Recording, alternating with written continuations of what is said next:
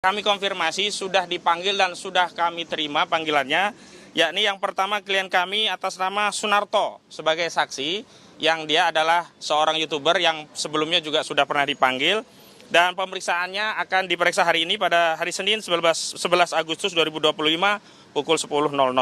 Kemudian yang kedua ada Arif Nugroho, dia adalah seorang jurnalis, anggota dari SNN begitu, juga hari ini akan diperiksa. Kemudian yang ketiga ada klien kami atas nama Roy Suryonoto Diprojo sebagai saksi terlapor, juga sudah menerima surat panggilan polisi dan akan diperiksa hari Selasa 12 Agustus 2025.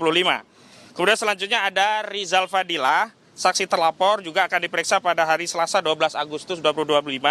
Juga Kurniati Royani juga akan diperiksa pada Selasa 12 Agustus 2025. Kemudian ada Rustam Effendi, ini juga saksi terlapor, akan diperiksa pada hari Kamis 14 Agustus 2025 pukul 10.00. Kemudian ada Nurdiansah Susilo, saksi terlapor, nanti akan diperiksa di Kamis 14 Agustus 2025. Dan yang kesembilan ada Rismon Sianipar selaku saksi terlapor, juga akan diperiksa pada Kamis 2025, 14 Agustus.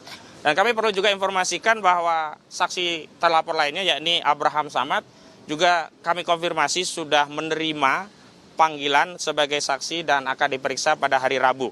Hari Rabu berarti tanggal 13 Agustus ya, bersamaan dengan Rustam Effendi.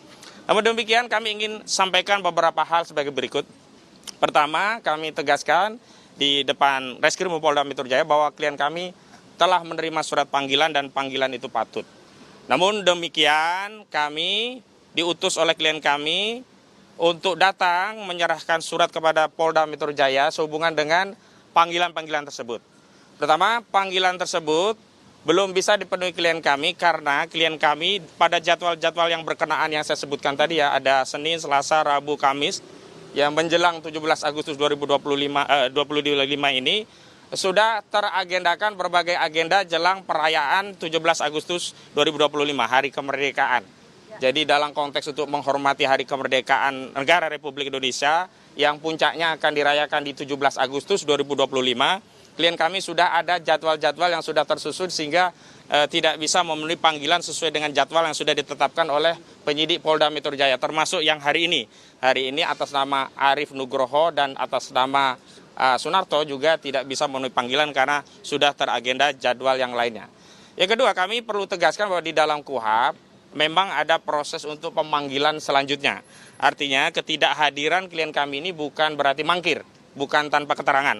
Jadi secara resmi kami nanti akan menyerahkan surat pertama tentu saja kepada penanggung jawab proses penyidikan ini, yakni kepada Direktur Reskrimum Polda Metro Jaya ya. Jadi Reskrimum nanti kita kirim surat, ditujukannya sebenarnya kepada Kapolda Metro Jaya, apalagi Kapolda Metro Jaya kita kan baru yang sekarang ya. Mudah-mudahan surat ini nanti bisa memberikan argumentasi bahwa memang tidak ada panggilan yang diabaikan. Jadi panggilannya patut. Berbeda dengan ketidakhadiran Saudara Joko Widodo yang sebelumnya kita tidak tahu dia dipanggil, dan tentu saja malah kita jadi bingung karena justru penyidik yang mendatangi saksi selaku korban Saudara Joko Widodo ke Solo untuk diambil keterangannya.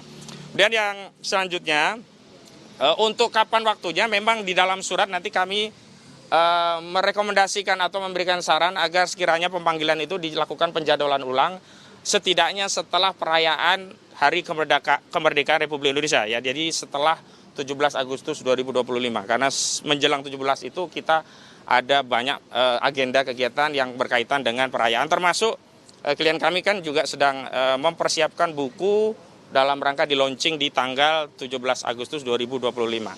Namun di luar itu kami juga ingin tegaskan bahwa hari ini yang perlu disegerakan adalah bukan proses penyidikan kasus ini, tetapi yang harus segera disegerakan dan ini sudah berkekuatan hukum tetap adalah melaksanakan eksekusi putusan Mahkamah Agung yang sudah diterbitkan di 2019 yang lalu yang berkaitan dengan vonis kepada terpidana Saudara Sylvester Matutina yang sudah diganjar dengan 1 tahun dan 6 bulan. Dan sampai hari ini kami belum mendengar ada kabar dari Kejaksaan Negeri Jakarta Selatan telah mengeksekusi putusan tersebut.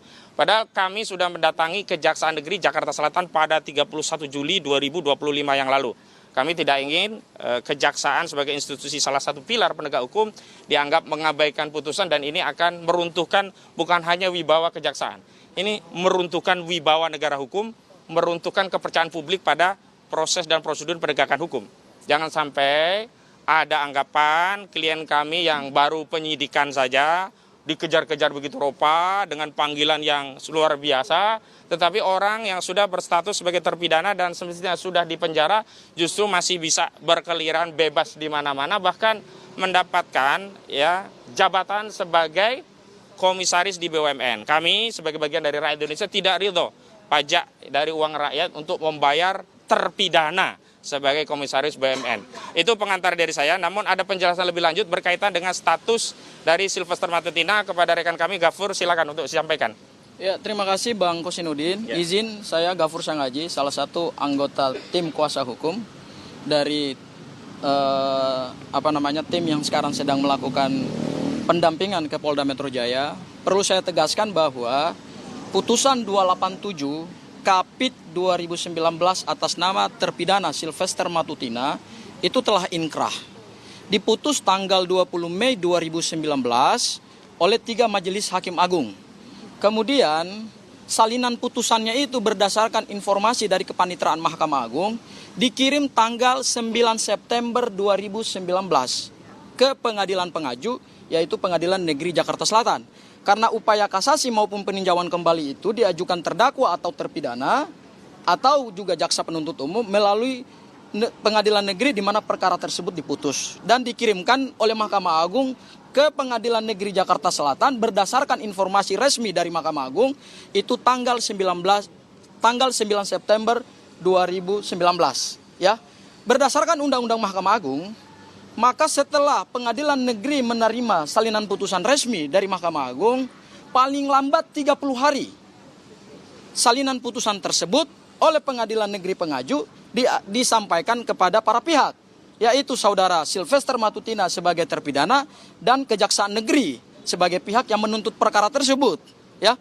Kemudian nanti setelah Kejaksaan menerima salinan putusan resmi dari Pengadilan Negeri Jakarta Selatan berdasarkan Peraturan Kejaksaan Agung Republik Indonesia terkait dengan penanganan perkara tindak pidana umum, SOP-nya, itu 3 hari setelah salinan diterima, maka harus sudah dikeluarkan P48, yaitu surat perintah dari Kajari ke jaksa eksekutor supaya segera melaksanakan eksekusi. Dan paling lambat 7 hari setelah menerima salinan putusan, itu harus sudah dilaksanakan eksekusi secara sempurna, yaitu terpidana diserahkan kepada Kalapas atau Karutan. Kalau diserahkannya ke lapas berarti Kalapas, kalau diserahkannya ke Rutan berarti oleh Karutan. Kemudian nanti keluar berita acara eksekusi. Berita acara eksekusi ditandatangani oleh 3 pihak, yaitu Kalapas atau Karutan, kemudian jaksa eksekutor dan oleh terpidana. Sampai hari ini ya, dokumen-dokumen tersebut kita belum mendapatkan buktinya. Kalau saudara Sylvester di Polda Metro Jaya ini pernah mengatakan, saya kan sudah menjalani dalam tahap apa? Kalau tahap penuntutan dan persidangan, iya. Tapi menjalani dalam tahap eksekusi belum. Karena bukti menjalani tahap eksekusi itu adalah saudara Sylvester harus punya namanya surat bebas. Dan surat bebas itu adalah surat bebas yang dikeluarkan oleh Kalapas atau Karutan terkait dengan telah dijalaninya semua proses pemidanaan, baik terhadap pidana bersyarat maupun juga terhadap semua masa pemidanaannya. Itu hal yang pertama. Hal yang kedua, kemarin disampaikan oleh termulnya bahwa bisa saja ini Sylvester tidak menjalani pemidanaan karena masa berlaku namanya daluarsa pemidanaan. Daluarsa pemidanaan berdasarkan KUHP ya. Karena saudara Sylvester ini dituntut dengan pasal 311, ancaman pidananya 4 tahun. Daluarsa pemidanaan itu dihitung berdasarkan daluarsa penuntutan ditambah 1/3. Apa daluarsa penuntutannya? Terhadap ancaman pidana lebih dari 3 tahun, daluarsa penuntutannya 6 tahun. 12 tahun. Ditambah 1/3 berarti 16 tahun. Jadi ini belum daluarsa pemidanaan. Kalau mau daluarsa pemidanaan, berarti saudara Sylvester baru bisa bebas secara pidana itu pada tahun 2035. Bukan 2025 ini karena masih sisa 10 tahun. Itu ya, itu yang kedua. Yang ketiga, ya. Seseorang itu hanya bisa kejaksaan tidak bisa mengeksekusi terpidana karena 2 faktor. Faktor pertama adalah halangan administrasi. menurut saya tidak lagi ada halangan administrasi. Karena salinan putusan telah dikirim secara resmi dan patut. Kemudian saya rasa juga, ya keyakinan saya karena berdasarkan Undang-Undang Mahkamah Agung, pihak Kejaksaan Negeri Jakarta Selatan pasti sudah menerima putusan. Dan terpidana juga pasti sudah menerima salinan putusan. Ya, kalau argumentasinya adalah ada halangan administratif, saya kira tidak. Ya, tidak ada halangan administratif. Kedua, susahnya mengeksekusi seseorang itu kecuali saudara terpidana melarikan diri. Ini kan si Sylvester tidak melarikan diri, masih ada di Indonesia ini, ya, masih garang memberikan statement, masih bisa menyerang saudara klien kami, gitu ya, masih menjadi komisaris, gitu kan. Jadi bukan lagi ini persoalan yuridis, tapi ini persoalan politisasi hukum, ya, ini persoalan political will dari kejaksaan, mau nggak mengeksekusi putusan ini, dan seharusnya putusan ini sudah dieksekusi. Maka itu kami punya rencana perkara ini akan kami laporkan ke Jamwas, Jaksa Agung Muda Pengawasan, dan Jambin, Jaksa Agung Muda Pembinaan.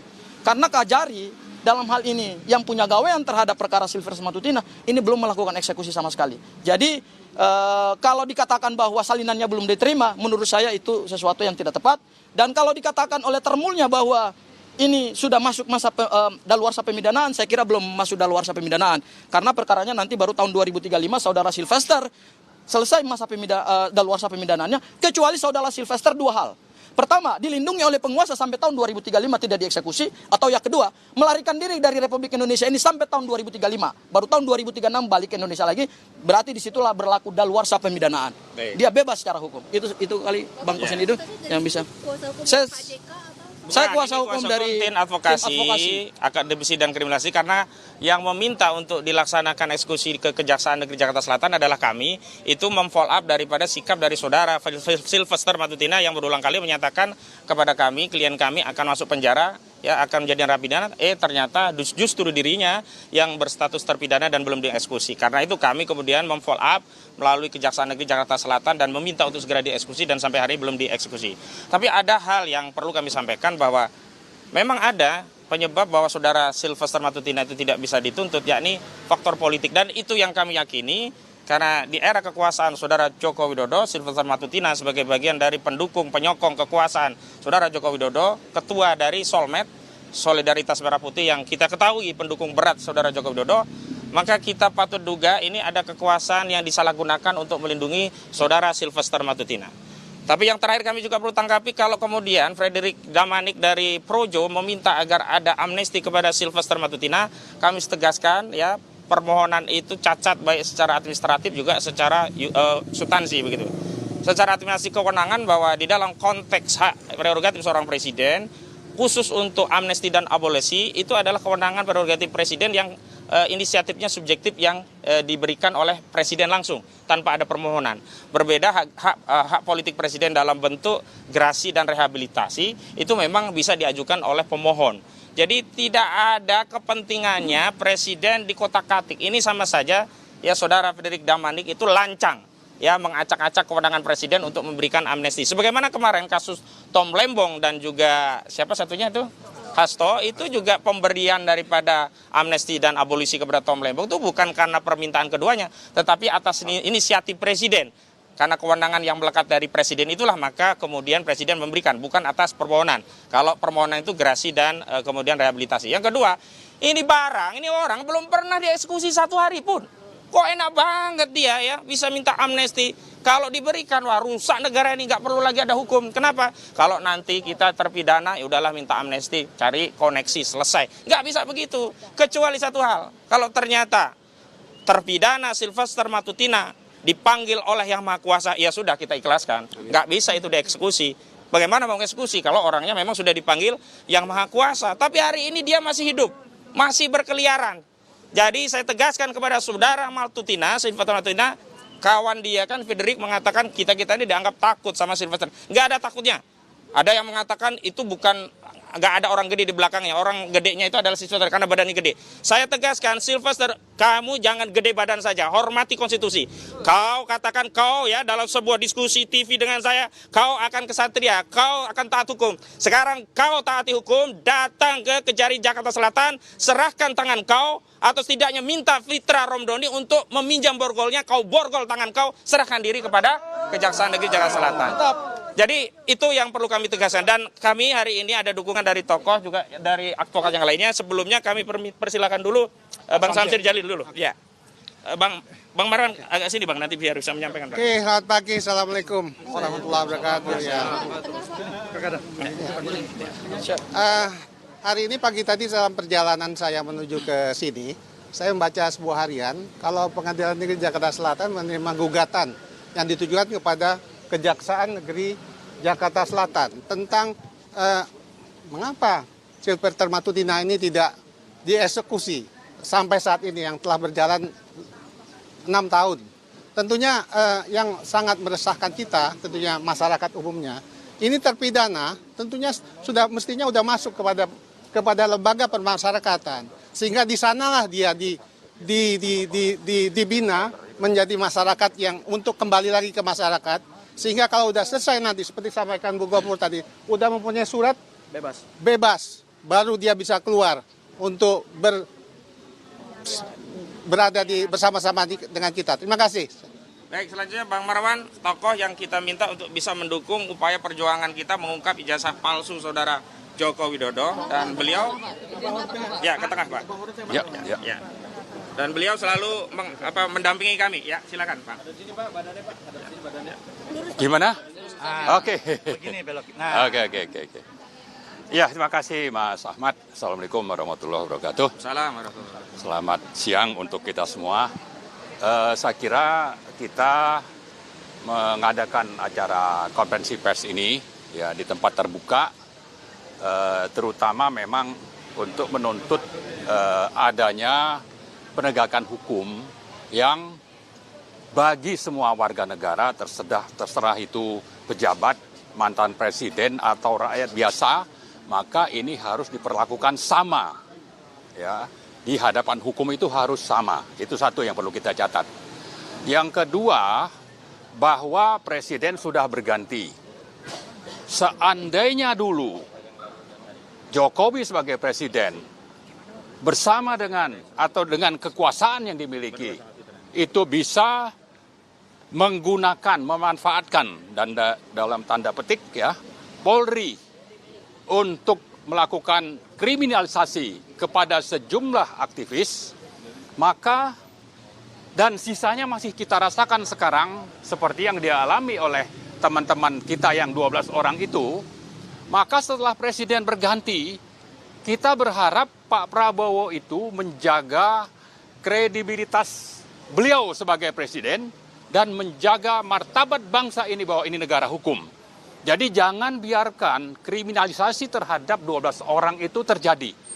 Ini yang kita perlu sampaikan baik kepada Polri, kepada Pak Prabowo, termasuk juga kepada DPR yang melakukan pengawasan terhadap pelaksanaan sejumlah undang-undang. Nah, kita melakukan ini sebelum nanti terjadi bahwa teman-teman itu akhirnya menjadi tersangka, digugat oleh kejaksaan, lalu diproses di pengadilan. Padahal pokok masalahnya adalah bahwa ijazah Jokowi yang dicurigai palsu itu belum pernah diproses di pengadilan atau melalui audit forensik misalnya, yang katanya konon sudah dilakukan oleh Bareskrim. Itu belum pernah terjadi. Nah, karena itu kita mau itu dulu. Seandainya pun teman-teman kita ini nanti akan diproses di pengadilan, kita menolak itu dilakukan sampai ada proses pembuktian apakah nanti di pengadilan atau di Bareskrim bahwa ini memang benar-benar asli atau memang seperti dugaan kuat kita semua, ya mayoritas kita ini di sini meyakini bahwa itu palsu. Ya, antara lain misalnya dulu di Solo mendaftar sebagai dokter Andes. Lalu di Pilpres atau di DKI Jakarta waktu mau menjadi gubernur itu insinyur misalnya. Lalu itu ijazah di KPUD, di KPU itu hilang misalnya. Lalu banyak hal-hal lain, misalnya waktu ada pengumuman di korannya hilang di perpustakaan ya. Dan bagaimana KKN di tempat yang katanya ada ada bawa gitar listrik tapi di sana belum ada listrik misalnya. Jadi banyak hal-hal yang sebetulnya membuat kita yakin bahwa ini sebetulnya palsu. Tapi terserah bahwa karena ini negara hukum, kita mau ada proses peradilan yang memang pro justisia untuk menunjukkan bahwa ini benar-benar asli atau ini benar-benar palsu. Jangan mengulang presiden yang terjadi terhadap dua teman kita, ya teman kami terutama Gus Nur dan Bambang Tri, diproses karena ada ujaran kebencian misalnya, tapi proses untuk menunjukkan asli tidaknya ijazah itu tidak pernah terjadi.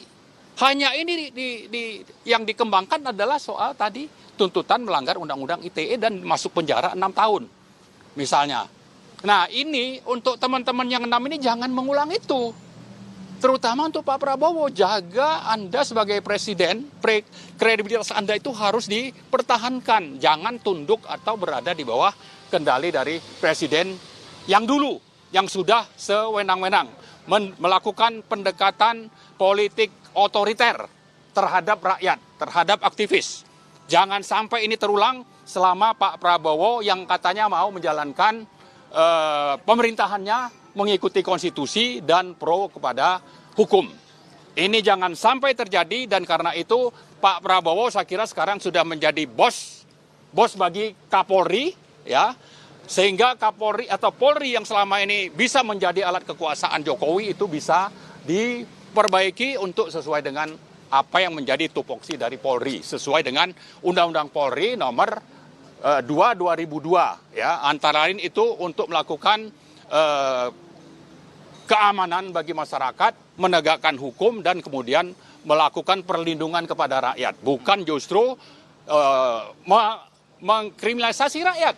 Bukan justru nanti akan menangkap teman-teman kami. Jadi sebelum ada proses atau keputusan atau sikap dari Pak Prabowo, kita minta Polri pun menghentikan pemanggilan terhadap 12 orang teman kami yang sekarang sudah statusnya ditingkatkan untuk dilakukan penyidikan.